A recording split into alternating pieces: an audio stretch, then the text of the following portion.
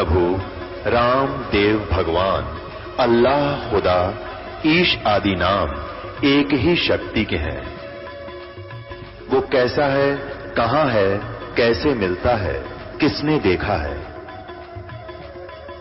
ये प्रश्नवाचक चिन्ह पूर्ण रूप से हटाने के लिए अवश्य सुनिए जगत गुरु तत्वदर्शी संत रामपाल जी महाराज के अमृत वचन, सर्व पवित्र धर्मों के पवित्र शास्त्रों के आधार पर। काल भी स्वामी है, जैसे एक जेल का सुप्रिटेंडेंट वो जेल का स्वामी है, अब सुप्रिटेंडेंट साहब भी है, ऐसे ही ये काल साहब है 21 ब्रह्मांड का स्वामी है, या एक जेल है, यो जेल का सुप्रिटेंडेंट साहब है, ये समझ लो। तो ऐसी ऐसी इसने 21 जेल बना रखी है, एक ब्रह्मांड भी ये जेल है। तो ऐसे ये 21 ब्रह्मांड का साहब है, ये ब्रह्म है, लेकिन ये कंप्लीट ब्रह्म नहीं है, ये पूर्ण ब्रह्म नहीं है, इसलिए ब्रह्म शब्द बोला गया। तो यहां प्रत्येक इसके अंग को हमने समझने के लिए ऐसे करना पड़ेगा। तो इस ब्रह्म ने श्रीमद् भगवत गीता का ज्ञान श्री कृष्ण जी में प्रवेश करके, जैसे को प्रेत बोलती है किसी के अंदर, ऐसे बोला। ऐसे ही इस काल ने एक ब्रह्मा कुमारी पंथ चलाया अभी 100 वर्ष पहले लगभग, और उसमें एक प्रेत आता है, वो कहता अहम ब्रह्मास्मि, मैं ब्रह्मा हूं। कभी कहता है अहम शिवोहम, मैं शिव हूं। ये एक प्रेत का चलाया हुआ है, और वो प्रेत कभी ब्रह्मा की पदवी पर था। जैसे कोई गांव का प्रधान सरपंच रिटायर हो जाता है, उसको अगली बार नियुक्त नहीं किया जाता, तो लोग फिर भी उसको सरपंच साहब कहते हैं, प्रधान साहब बोलते हैं, जोरा जी रहा है। और वो भी कहीं मिलता है, कोई कहता भी कौन है, कि फलाना सरपंच हूं, और जब वो सरपंच नहीं होता। तो ऐसे ही दास ने परमात्मा के ज्ञान, कबीर परमात्मा से प्राप्त उस ज्ञान को आगे बढ़ाया है, as it is, as a tape recorder. Das का इसमें इतना ही योगदान है कि दास को परमात्मा का जो अंतःकरण टेप रिकॉर्डर ठीक कर दिया उस परमेश्वर कबीर जी ने, और उसमें अपना ज्ञान भर दिया।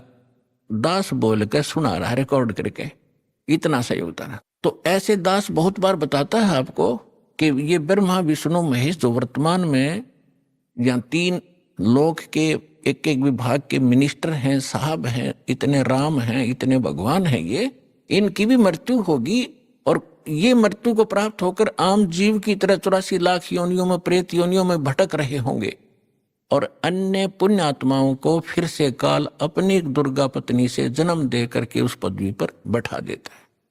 तो उनमें से ये पंथ चलाने वाला जो ब्रह्मास्मि में शिवोस्मि, तो ये वो भूत है जो कभी ब्रह्मा के पद पर रहा है, अब उसका अस्तित्व कुछ नहीं, वो रिटायर्ड सरपंच समझ लो, एक्स सरपंच, अब उसका कोई अस्तित्व नहीं।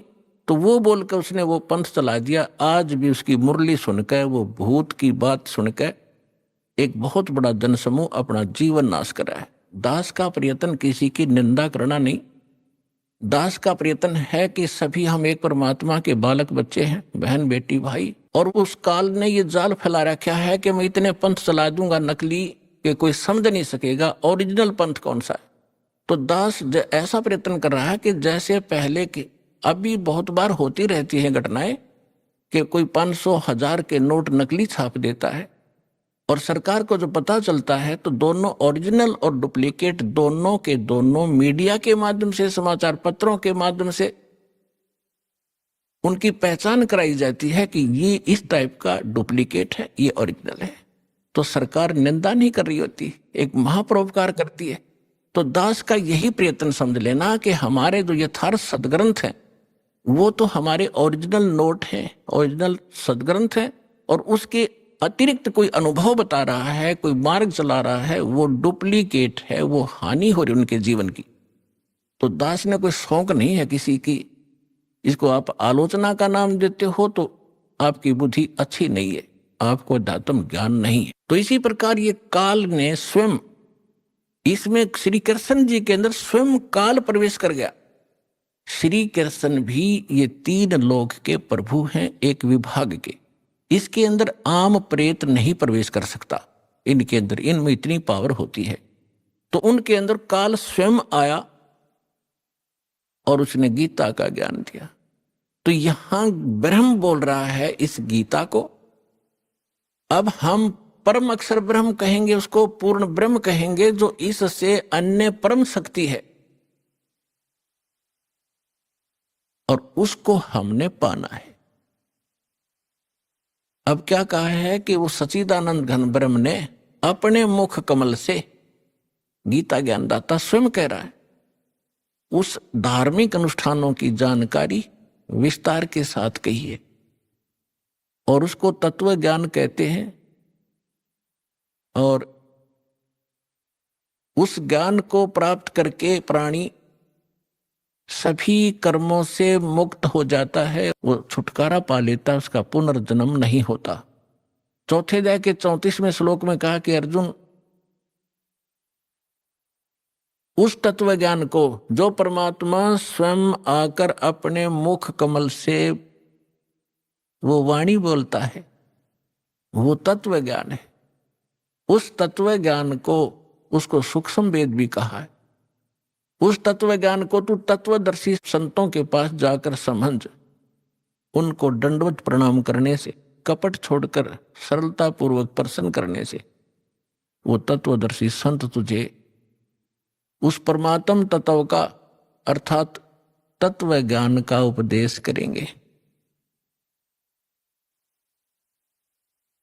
अब 15वें अध्याय के प्रथम मंत्र में उस तत्वदर्शी संत की पहचान भी बता दी है कि जो संत उल्टे लटके हुए संसार रूपी वृक्ष के, ये संसार रूपी वृक्ष है अर्जुन, ऊपर को जड़ है, वो तो पूर्ण परमात्मा है, पूर्ण ब्रह्म है, जिस तो सबका धारण पोषण करता है। 15वें अध्याय के 1 से लेकर 4 श्लोक में और 16-17 श्लोक में 3 पुरुष, 3 भगवान, 3 ब्रह्म स्पष्ट किए हैं। सरपुरुष कहो, सरब्रह्म कहो, ये तो काल है। सर माने नासवान, ये 21 ब्रह्मांड का स्वामी, ये सरब्रह्म है। और दूसरा अक्षर ब्रह्म, अक्षर पुरुष कहो, चाहे प्रभु कहो, स्वामी कहो, राम कहो, ब्रह्म कहो, ये 7 शंख ब्रह्मांड का स्वामी है। इसकी आयु बहुत लंबी है, लेकिन इसकी भी मृत्यु है, इसलिए इसको भी अक्षर पुरुष कहा है, ये चिरस्थायी है। और फिर तीसरे नंबर का जो परमात्मा है, परम अक्षर ब्रह्म कहलाता है, वो बताया उत्तम पुरुष तु अन्य, जो 17वें श्लोक में कहा 15वें अध्याय के, उत्तम पुरुष तु अन्य परमात्मा इति उदाहरत है। ये लोग तरम अविश्य विवर्ती अवैश्वर है, वो परमात्मा इन दोनों से अन्य है, जो 15वें अध्याय के 16वें श्लोक में सरपुरुष और अक्षर पुरुष कहे हैं। इनसे कोई अन्य है वो परमात्मा जो सबका धारण पोषण करता, 3 लोकों में प्रवेश करके। 15वें अध्याय के प्रथम श्लोक में बताया कि ऊपर को जड़ और नीचे को शाखा वाला ये उल्टा लटका हुआ संसार रूपी पीपल का वृक्ष समझो, एक फॉर एग्जाम्पल दिया है। और जो संत इसके सभी विभाग बता दे, न्यारे न्यारे, भिन्न भिन्न, सवेदवित, वह वेद के तात्पर्य को जानने वाला है, वह वेद का ज्ञाता है, वो तत्वदर्शी संत है। तो पुण्यात्माओं, 600 वर्ष पहले परमात्मा स्वयं आए थे, जैसा उनका विधान है कि वो स्वयं आकर अपने मुख कमल से उस तत्व ज्ञान का प्रचार करते हैं, जो हमारे नकली धर्मगुरुओं ने, डुप्लीकेटों ने रिजेक्ट करके कूड़े की टोकरी में डाल रखा था, धानक जुलाहा कह के, उसकी वाणी झूठी कह के। आज दास को परमात्मा ने जोरी बनाया, उस लाल को परखा और उसको कूड़े की टोकरी से उठाकर आज सिद्ध कर दिया कि Kabir is God, Kabir is God, Kabir is complete God.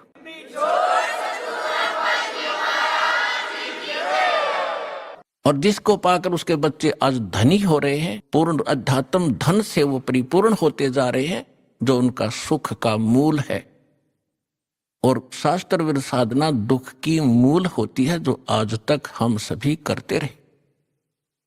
अब जो प्रसंग चल रहा है उसी पर आते हैं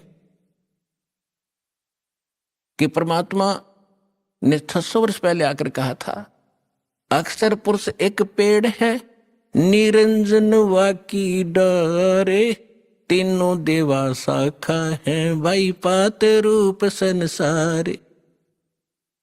अक्षर पुरुष एक पेड़ है, सरपुरुष वाकी डार, और तीनों देवा उसके आगे शाखा हैं, ये पात रूप संसार। तो परमात्मा ने मूल को छोड़ दिया, जो जमीन से बाहर दिखाई देता वो सारे पार्ट बता दिए। तना, उसको अक्षर पुरुष समझो, उससे तने से मोटी डाहर निकले उसको सरपुरुष, और सरपुरुष के आगे फिर वो 3 शाखाएं हों, रजगुण ब्रह्मा सतगुण विष्णु तमगुण शिव जी, ये शाखा समझो, इतना बता दिया। और पात रूप संसार, फिर इस दास को भेजा ये बताने के लिए कि मूल कौन है। ये जड़ वही है जो सबका धारण पोषण करता है, सबका उत्पन्न करने वाला है, सबका संरक्षक है, जो सर्व सुखदायी है, जो परम अक्षर ब्रह्म, जो अविनाशी परमात्मा है, वो वही है। अब दास ने बताया कि इसमें परमात्मा को पहचानने में दोनों पहलू काम करेंगे। एक तो हमारी थ्योरी, हमारा जो सिलेबस पाठ्यक्रम, और साथ में प्रैक्टिकल। पाठ्यक्रम बता रहा है और फिर वो प्रैक्टिकल, जिन्होंने प्रैक्टिकल किया, उन महापुरुषों ने जिनको भगवान मिले, सचखंड लेकर गए, सतलोक ले गए, फिर वापस छोड़ा, उनमें से 6-7 शुभ नाम दास का याद है। आदरणीय धर्मदास साहिब जी, गांव बांधवगढ़, मध्य प्रदेश, और आदरणीय मलुकदास साहिब जी, आदरणीय नानक साहिब जी, जो सिख धर्म के प्रवर्तक माने जाते, आदरणीय दादू साहिब जी, आदरणीय गरीबदास साहिब जी, गांव छुरानी, जिला जज्जर, हरियाणा वाले, आदरणीय गीसा दास साहिब जी, गांव खेखड़ा, उत्तर प्रदेश वाले, आदरणीय स्वामी रामानंद जी, काशी वाले। तो इन महापुरुषों में से आदरणीय गरीबदास साहिब जी के विषय में दास बताना चाहेगा। उन्होंने कहा कि हम सुल्तानी नानक तारे दादू को उपदेश दिया, जात जुलाहा भेद न पाया वो काशी माहे कबीर हुआ। अनंत कोट ब्रह्मांड का एक रति नहीं भारे, सतगुरु पुरुष कबीर हैं ये कुल के सिरजनहारे। तो वो जड़ है उस संसार रूपी वृक्ष के, वो कबीर है। कबीर परमात्मा कौन? उसको परम अक्षर ब्रह्म कहो, उसको सत्य पुरुष कहो, अमर पुरुष कहो, उसे परम पुरुष कहो, उसे परम अक्षर ब्रह्म कहो, उसे परम अक्षर पुरुष कहो। ये उनके उपमात्मक नाम है। वास्तविक नाम उस परमात्मा का कबीर देव है। उसको अल्लाहु अकबर कहो, कबीर देव, कबीर साहब, अल्लाहु अकबर, कबीर भगवान, अल्लाह माने भगवान, अकबर अकबरी, अकबीर कबीर, ये कबीर को ही अपभ्रंश करके अकबर बोलते हैं। जैसे हम कबीरू बोल देते हैं, कबीरा बोला करते थे। जैसे गरीबदास जी को गांव वाले गरीबू कहा करते थे। तो ऐसे हम अपभ्रंश करके अपने नाम रख लेते हैं। उनका वास्तविक नाम है कबीर देव, अल्लाहु अकबर, अल्लाह कबीर, गॉड कबीर। अब जो प्रसंग चल रहा था उसी पर आते हैं कि वो परमात्मा स्वयं यहां आते हैं। अब इसमें दोनों पहलू साथ चलेंगे कि जिनको भगवान मिले उन्होंने प्रैक्टिकल किया, और जो हमारे सदग्रंथ आज तक हमें ज्ञान दे रहे थे, हमारे धर्मगुरु समझ नहीं सके, वो हमारा दुर्भाग्य और उनका भी दुर्भाग्य कहेंगे, क्योंकि वो उनकी बुद्धि काल के वश थी। अब हम सतगुरु शरण में आ गए तो हमारे ऊपर काल की जकड़ नहीं रही, इसलिए आप इस ज्ञान को समझ रहे हो।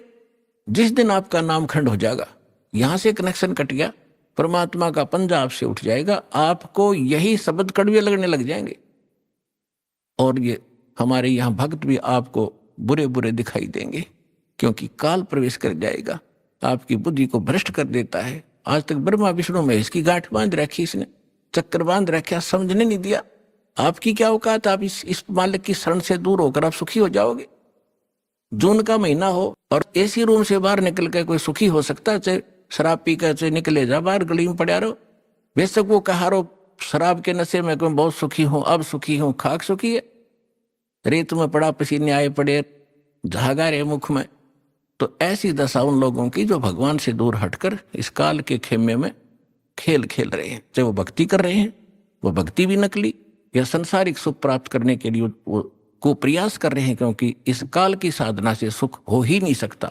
सुख होगा तो इस परमात्मा की ही रजा से, साधना से होगा। आदरणीय गरीबदास साहिब जी ने प्रैक्टिकल बताया। अजब नगर में ले गए हमको सतगुरु आने, अजब नगर में ले गए हमको परमेश्वर आने। आन माने आके, अजब नगर में ऐसे अजब कमाल के लोक में लेकर गए भगवान मुझे खुद आकर के। और जल के बिंब अगाध गति हम सूते चादर ताड़े। है अजब नगर में ले गए हमको सतगुरु आण, यानी वो सतगुरु भी हैं, वो भगवान भी हैं। जो सतगुरु होता है, सच्चा ज्ञान तो देता है भगवान ही देता है, भगवान ही सच्चा ज्ञान दे सकता है। तो उनको सीधे भगवान मिले थे, सतगुरु कहो चाहे परमेश्वर कहो। अजब नगर में ले गए हमको परमेश्वर आने, आन माने आके। ये हमारी देसी भाषा है, हरियाणा की लैंग्वेज में देखा ग्रंथ है। और जल के बिंब अगाध गति वहां सूते चादर तान, चादर तान के सोना, यानी कति निश्चिंत हो जाना, बेफिक्र होकर सोना। एक मुहारा है यहाँ देसी कि अच्छा चादर तान के सोए है, सारे काम कर लिए। तो इस तरह कहते हम तो निश्चिंत हो गए कि साधना हमारी सत भगवान मिल गए, आंखों सतलोक देख लिया, सत साधना करते रहेंगे, गलती हम करें नहीं, हम निश्चिंत हो गए। हमारे अंदर कोई अब शंका नहीं रही कौन भगवान है और क्या उसको प्राप्त करने का मेथड है, वो सब कंप्लीट प्राप्त हो गया, आंखों देखा। तो दास आपको इतना ही दृढ़ करना चाहता है। देखो माता पिता अपनी बिटिया का विवाह करते हैं तो वो जाकर लड़के वाले का घर भी देखते हैं, उसकी प्रॉपर्टी से भी परिचित होते हैं, अन्य थर्ड पर्सन से भी पूछते हैं। फिर वो आकर घर बताते हैं कि हम जो लड़का देख कर आए हैं उसके ये बिजनेस है, उसके ये व्यापार है, इतनी उसको प्रॉपर्टी है। तो लड़की को कोई डाउट नहीं होता क्योंकि पिता बता रहा है। थर्ड पर्सन कहे तो शायद शंका हो जा। तो इसी प्रकार उस परम पिता ने आके आपको ज्ञान दिया है कि जहां तुम जाओगे वहां क्या क्या सुख सुविधाएं हैं, तो आपको डाउट नहीं रहना चाहिए। और फिर साथ के साथ अपने गवाह भी तैयार कर रखे। अब लड़की यूं कह कि मैं जाकर देख के आऊंगी तो वह भी एक का बात है, देखा पिताजी झूठ नहीं बोल रहे। तो इसी प्रकार आप जी ने एक नेक भगत का भी आचरण एक दिखाना है कि जो दास बोल रहा है वो किसी डूम भाट के गीत नहीं है, गॉड गिवन स्पिरिचुअल नॉलेज है, एच इट इज, जो भगवान ने बताया। और जिन महापुरुषों को भगवान मिले उन जो का तो सेकंड किया, हमारे सदग्रंथ बता रहे। अब आपको श्रीमद् भगवत गीता से परिचित कराया। और विशेषकर हिंदू समाज तो जो भगवान की तरफ में पहले से ही लगे हैं, तो उन्होंने तो गीता का पाठ रोज कर ही रखा तकरीबन। दास एक बार 2003 के अंदर उदयपुर के अंदर सत्संग कर रहे थे, थोड़ी सी संगत होती थी, और टीवी पर दास दिखा रहा था, बता रहा था। एक बहन सुन रही थी, उसमें प्रोजेक्ट सिस्टम नहीं था, केवल टीवी ही पर हम दिखा रहे थे। टीवी पर थोड़ी बहुत दूर दिखा करते, थोड़े आदमी बैठा करते। उसके तुरंत बाद हमने प्रोजेक्ट ले लिया था भक्तों ने। तो सत्संग कर रहा था, उसमें बताया सारा कुछ, गीता को दिखाया। फिर मैं नीचे आकर एक चारपाई डली थी, उस पर बैठ गया। 10-20 भगत, कुछ शंका समाधान वाले, कुछ दीक्षा के छुप आकर बैठ के। तो एक बहन कहने लगी, जी मैं तो व्रत करती हूँ, शुक्रवार का मैं छोड़ूंगी नहीं। मैंने कहा बहन आप गीता को मानते हो? कहा गीता डेली पढ़ती हूँ। मैंने कहा 6 अध्याय के 16वें श्लोक में गीता जी में लिखा है कि अर्जुन, ना तो ये साधना, ये योग आदि खाने वाले की सफल हो सकती, और ना बिल्कुल न खाने वाले की, बिल्कुल ना खाना, व्रत रखना, और ना ज्यादा जागने वाले की। लोग दिखावा नहीं होगा, मैं 4-2 बजे उठ लेता हूँ, प्रसाद ना करता हूँ और सोता ही नहीं रात ने। नहीं, नाम उठत ना हम बैठत, नाम सोवत जागवे, नाम खाते नाम पीते, नाम सेती लागवे। ठीक है, जो वृद्ध हैं जिनको काम नहीं, किसी टाइम उठो और बैठो करो सेवा साधना, लेकिन सारा दिन मेहनत करने वाला आदमी कैसे उठ लेगा? 2 बजे 10 बजे सोया हुआ। या 11 बजे सोने पाओ आजकल। तो कहने का भाव यह है कि ना घना जागने वाली का ज्यादा सोने वाला भी मूर्ख है। संध्या पढ़कर सो उठे 9 बजे, वो क्या भक्ति करेगा? तो कहते सब संयम रखो, सबके अंदर अंदर संयम, हर तरह का संयम रखकर साधना करने से होता है। तो मैंने इतना ही कहा था कि गीता अध्याय नंबर 6 के श्लोक 16 में नोबोली बिल्कुल सही है, और मैं रोज पढ़ती थी। आज बुद्धि खुली है मेरी। माँ बेटी, आज तक तुम्हारी बुद्धि काल ने जकड़ रखी थी, रोज पढ़ा करते। मोती मुक्ता दर्शत नाही, ये जग है सब अंदरे, दिखत के तो नैन चश्म, इनका फेरा मोतिया बंदरे। ये बड़े विद्वान पढ़े थे, बड़े लय ला कर गीता का पाठ करा करते थे, बड़ी मधुर वाणी से श्लोकों का उच्चारण किया करते थे क्यों घंटे ताई। तो खाक था उनके पास, मोतिया बिन था, उसको पता नहीं इसमें बोल क्या रखा, तुम कर क्या रहे हो। तो आज दास तो बता रहा है कि बुद्धिमान भक्त हैं और इन्होंने गीता और इनको खूब पढ़ा हुआ है, और परमात्मा की शरण में आने से आपकी बुद्धि ओपन हो जाती है, काल का प्रेशर प्रभाव हट जाता है, आप खूब आसानी से सोच लेते हो और समझ सकते हो। तो गीता के अंदर जो दास ने प्रमाण दिए, विशेषकर हिंदू समाज जिनसे खूब परिचित है कि ऐसा ही लिखा है, लेकिन समझ नहीं सके थे। आप विद्यार्थी, अगर विद्यार्थी सिलेबस समझ ले तो फिर टीचर की क्या आवश्यकता है, फिर आप पे पढ़ जाते सारे। तो टीचर इसलिए बनाए जाते हैं कि स्वयं अनुभव करते हैं, सिलेबस को पढ़ते हैं, फिर बच्चों को सुनाते, फिर प्रैक्टिकल करवाते हैं। थ्योरी से प्रैक्टिकल होता है, एज इट इज होगा, बिल्कुल सही होगा। अब आपको सुनाते वेदों से। वैसे वेद चारों वेदों का सारांश श्रीमद् भगवद गीता है, लेकिन इस मन के अंदर ज्यादा ही अड़ंगा भर दिया इन अज्ञानियों ने, तो वेद भी पैरेलल साथ लेने पड़ेंगे। परमात्मा की पहचान क्या है, वो क्या करता है। अब जैसा भी आपने पाठ प्रकाश के समय सुना कि सतलोक से चलकर आए, वो परमात्मा सतलोक से चलकर आए कबीर जी। और गरीबदास जी भी कहते हैं कि अलल पंख अनुराग है सुन मंडल रहे थीर, दास गरीब उधारिया में सतगुरु मिले कबीर, और अजब नगर में ले गए हमको सतगुरु आए। धर्मदास जी कहते हैं सतलोक से चलकर आए काटन यम की जंजीर। मुल्कदास जी भी कहते हैं कि अमरलोक से चलकर आए काटन यम की जंजीर। तो इसी प्रकार सभी महापुरुषों ने जिनको परमात्मा मिले हैं, रामानंद जी ने कहा कि दो ठोर है एक तू, भया एक से दो, और गरीबदास हम कारणे तुम आए हो मगजो, वहां से चलकर आए हो। मगजो माने जो सफर तय करके आए हो, इतना लंबा हमारे लिए आए हो। अब वेद क्या बताते हैं? ऋग्वेद मंडल नंबर 9 सूक्त 86 के मंत्र 26 और 27 में, ऋग्वेद मंडल नंबर 9 सूक्त 82 मंत्र 1, 2, 3 में, ऋग्वेद मंडल नंबर 9 सूक्त 54 के मंत्र 3 में, ऋग्वेद मंडल नंबर 9 सूक्त 94 के मंत्र 1 में, ऋग्वेद मंडल नंबर 9 सूक्त 95 मंत्र 2 में, ऋग्वेद मंडल नंबर 9 सूक्त 96 यानी 96 के मंत्र 16 से लेकर 20 में, फिर ऋग्वेद मंडल नंबर 9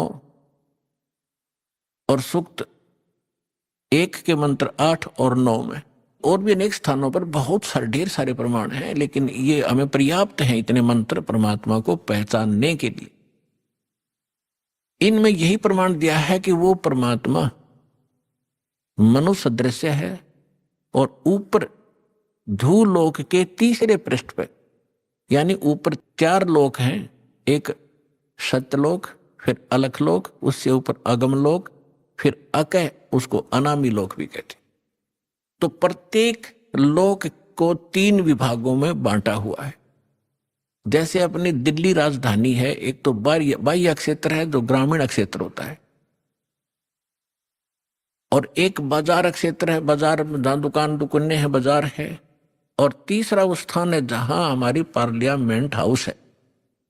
तो ऐसे बताया है कि वो धूलोक, धू माने उस तेजो में पृथ्वी, सतलोक में वो परमात्मा राजा के समान सिंहासन पर विराजमान है, सिर पे मुकुट है, देखने में वो राजा जैसा लगता है और वहां रहता है। ऐसा ही परमेश्वर ने खुद बताया है, ऐसा ही महापुरुषों ने जिनको भगवान मिले उन्होंने बताया है कि उस परमात्मा के एक रूम में बाल कहो, बाल का छिद्र कहो जो रोमकूप कहलाता है, करोड़ सूर्य मिला दे, करोड़ चंद्रमा, इतनी रोशनी उस मालिक की, वो भी फीकी पड़ जाए। और जब वो परमात्मा यहां आता है अपने रूप को सरल करके आता है। गरीबदास जी कहते हैं तेज पुंज अन्य दे धरके, इस विध हमको भेंट ही। इस तरह हमें आकर मिलते हो परमात्मा। ये वेद कह रहे कि वो परमात्मा अपने रूप को सरल करके अच्छी आत्माओं को मिलते हैं, नेक आत्माओं को, जो दृढ़ भक्त होते हैं, जो उसके वचन का पालन करते हैं, अटल खड़े हो जाते हैं उसके वचन पर, उनको मिलते हैं। उनको किस उद्देश्य से मिलते हैं? ज्ञान देने के लिए। और फिर वो परमात्मा एक कवि जैसा आचरण करते हैं, कवियों की तरह, कविताओं के माध्यम से, लोकोक्तियों के माध्यम से, दोहा दोहावलियों के माध्यम से अपने तत्व ज्ञान का प्रचार बोल बोल के अपनी अमृतवाणी में वो करते हैं, सुनाते हैं। उसको लिपिबद्ध कर लिया जाता है, वो सच्चिदानंद घन ब्रह्म की वाणी कहलाती है।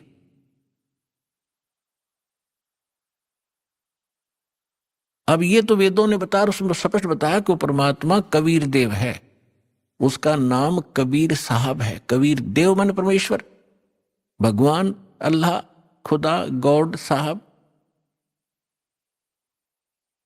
अब यही परमात्मा उन अच्छी आत्माओं को मिलते हैं। एक समय एक धर्मदास नाम के बहुत बड़े धनी व्यक्ति हिंदू धर्म में जन्मे थे और बहुत ही परमात्मा की तरफ थी उनके अंदर। पुण्यात्मा पिछले संस्कार का जो प्राणी होता है वही भगवान के लिए तरफ रहे होते हैं। वो पिछले बहुत अच्छे संस्कारी होते हैं, पिछले पुण्य उनके अंदर प्रेरणा करते रहते हैं, उनको टिकने नहीं देते हैं कि कोई भगवान ढूंढे कहीं, चाहे वो भले ही कोई ना कोई साधना की उसने सहारा ले ही रखा होता है, वो टिक ही नहीं सकता। चाहे वो हनुमान पूजा, चाहे गणेश जी की पूजा करे, और चाहे वो कितना मंदिर मस्जिद गुरुद्वारों में जाता हो, या कोई गीता वेद का कोई पाठ श्लोक करता हो, वो टिक नहीं सकता। चाहे कोई व्रत रख रहा है या चाहे कोई तपस्या कर रहा है, वो डले ढोता ही रहता है, उसके बस की बात नहीं। तो इसी प्रकार जैसा जिस वर्ण में जन्म हुआ, उन परंपरागत साधनाओं के करते करते भी उसके अतिरिक्त यदि कोई और मार्गदर्शन करने वाला मिल जाता है तो वो भी स्वीकार करता है और उसको प्रारंभ कर देता। धर्मदास जी गांव बांधवगढ़ मध्य प्रदेश के रहने वाले थे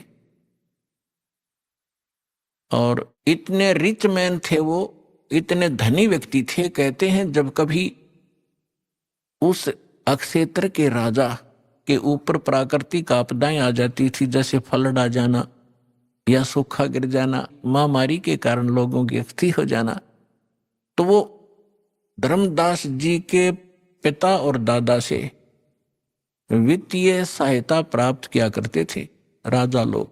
ये बताना दास का इसलिए अनिवार्य है कि इतना धनी होते हुए और जो व्यक्ति भगवान की तरफ में, तो धन्य है उसके माता पिता दिल से जन्म हुआ। अब वर्तमान में हम क्या देख रहे हैं, छोटी सी कोई पोस्ट मिल गई और कहीं कोई सरकारी उपाधि उसको प्राप्त पद मिल गया, खुद साहब बन बैठा। अकल मारी गई इस जीव की, काल ने इसकी रोल मार रखी है और कल को मृत्यु होकर परसों गधा बन जाएगा। वो साहब के ऊपर फिर कौवे खा रहे होंगे, इसकी कमर को खोद रहे होंगे। तो हमने अपनी औकात को, अपने अस्तित्व को पहचानना पड़ेगा, या काल हमारा एक हवा भर देता है, गुब्बारे में हवा भर दी, छोड़ दिया, घूमे जा धक्के खाता, जब वो फटेगा तो उसका अस्तित्व पता नहीं कहाँ गिरेगा, जा कितने गंदे नाले में पड़ेगा या कितने समुद्र में पड़ेगा। तो इसलिए हमने इस हवा को नहीं भरना है, अपना ठीक ठिकाना, जो मालिक का आदेश उसके अनुसार हमने चलना होगा, तभी हम सफल होंगे। तो धर्मदास जी को इतनी तरफ थी, उन्होंने ये भी सुना हुआ होता है कि गुरु बिन मोक्ष नहीं होता। इसलिए उन्होंने एक रूपदास नाम के वैष्णव परंपरा के संत को गुरु धारण भी कर रखा था। अब गुरु बना है तो आज्ञा का पालन भी सर्वधार्य होता है, वो संत भक्त किया ही करते हैं। अब उसी गुरुदेव जी के द्वारा बताए गए निर्देशानुसार वो प्रतिदिन श्रीमद् भगवद गीता का पाठ भी किया करते थे, एकादशी का व्रत भी किया करते थे, जन्माष्टमी का व्रत भी करते थे, और श्री कृष्ण हरे राम राम राम हरे हरे, कृष्ण राधे राधे राधे, कृष्ण कृष्ण, ओम नमः भगवते वासुदेवाय, ओम नमः शिवाय, इस तरह के जो भी मंत्र वो जानते हैं हमारे जो हिंदू धर्म के ये डुप्लीकेट गुरु, तो वो सारी बता रखी थी साधनाएं, वो कर रहा था। और उसके साथ साथ भगवान श्री कृष्ण यानी विष्णु जी की मूर्ति जिसको शालिग्राम कहते हैं, उसकी भी पूजा अर्चना प्रतिदिन करना, जिसको कर्मकांड कहा जाता, कर्मकांड का एक हिस्सा है, वो भी किया करते थे। और गीता जी का नित्य पाठ भी करते थे। सभी तीर्थों का भ्रमण करने से भी मोक्ष उसको बता रखा था। अब बच्चा क्या होता है, अध्यापक ने जो सिलेबस बता दिया वो तो फाइनल समझता है, जो कहा ठीक है जी। इतना बड़ा सेठ मन में आई कि तीर्थों का भ्रमण किया जाए। उस समय परमात्मा जिस समय मिले उनकी एज भी 60-62 के आसपास हो चुकी थी। साधना उद्देश्य से तीर्थ भ्रमण करने के लिए अपनी धर्मपत्नी की राय ली। उनकी धर्मपत्नी का नाम आमिना था। उससे आज्ञा लेकर के वो चल पड़ा कि मैं तीर्थ भ्रमण करना चाहता हूं। तो जैसे भी आज्ञा लेकर चलते, भ्रमण करते करते वो मथुरा के अंदर। अभी आपने सुने संत रामपाल जी महाराज के मंगल